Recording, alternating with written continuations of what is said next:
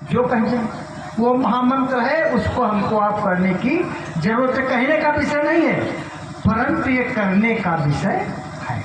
फिर क्या कहते हैं, मोक्ष मूलम गुरु कृपा। रोज यहाँ पर हम आप लोग कहते हैं, हम अपनी भक्ति से वचन सुना के सत्संग करके हमारा आपका मोक्ष नहीं होगा।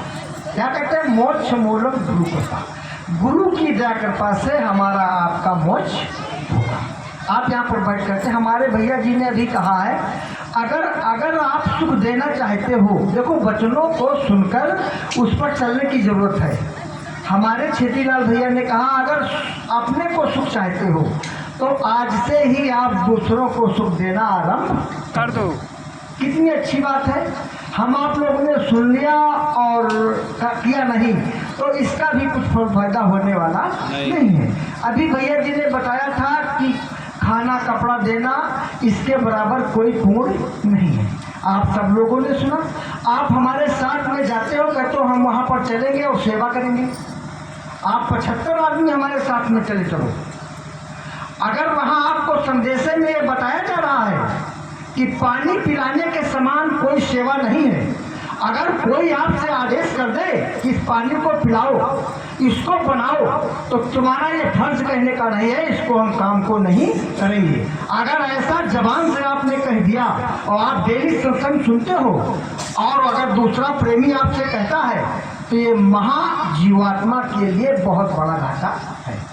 ये इसलिए बताया जा रहा है कि आप लोग सुनते हो और वहाँ आपसे कहा जाता है। कुछ लोगों ने बड़े वचन कहे, क्यों, वहाँ तो भक्त का काफिला था। एक आदमी, देखो भी लोगों ने बताया कि बड़ा अच्छा लगा, कोई आदमी भूखा नहीं गया, कोई आदमी पानी पीने नहीं गया। अगर आपकी सेवा से कोई भूखा चला गया, पानी पीने से वो गया, तो फिर आपका सत्संग से क्या मतलब कहा? कोई सत्संग से मतलब कहा? अभी आपके यहाँ लोग आ रहे हैं, हम आप लोग गोंडा बहराइच को सेवा करने के लिए गए थे।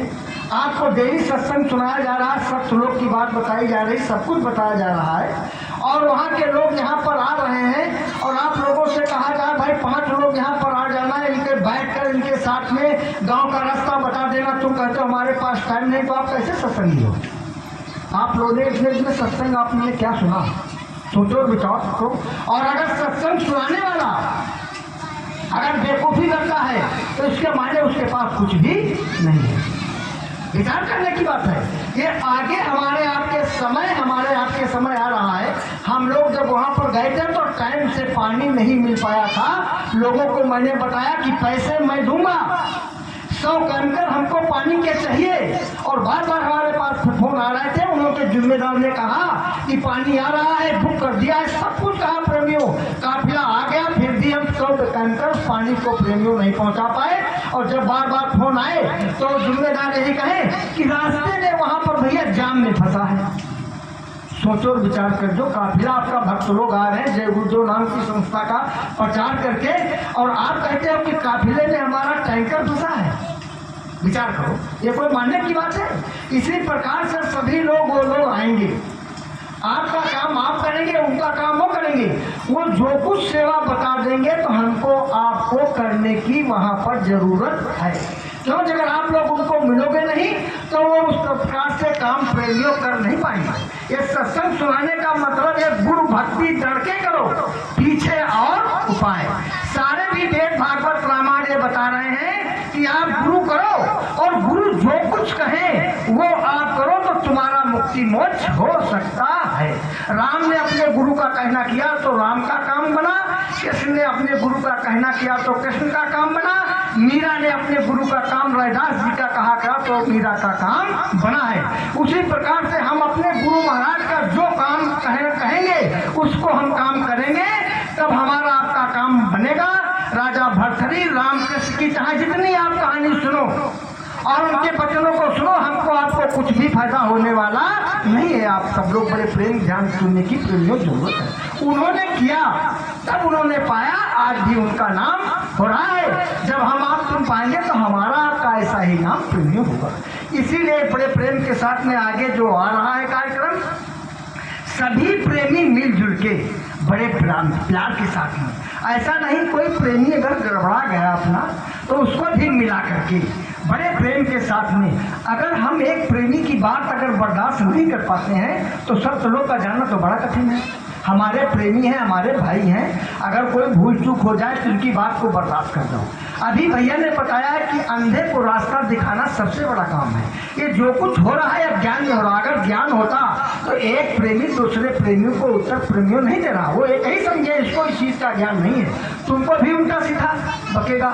जो जिम्मेदार बनाए गए हैं यहाँ पर तो केवल इसके लिए थोड़ी बनाए गए तुमको उपदेश सुनाना, इसके लिए नहीं बनाएंगे। उनको जिम्मेदारी दी गई है इस कार्यक्रम को सफल करवाना। जिस प्रकार से आप लोगों को 5 ब्लॉकों को जिम्मेदारी दी गई थी कि बहराइच के जिले में आपको कार्यक्रम संपन्न कराना है। अगर प्रेमी यहाँ पर चले जाए सत्संग सुनते रहे, बाबा जी का अगर सत्संग सुनते रहें और तुम्हारे काफिले में लोग खाना ना खा पाए, कोई कमी रह जाए, तो उस सत्संग से तुम्हारा कोई फल फायदा होने वाला नहीं है। क्यों? महाराज जी का कहना था कि संडीला तहसील को ये पूरी जिम्मेदारी है, हर प्रकार से आप लोगों को खाना खिलाना, पानी पिलाना, लोगों को बुलाना, शाकाहारी सब चीज करना है हमारी आपकी जिम्मेदारी।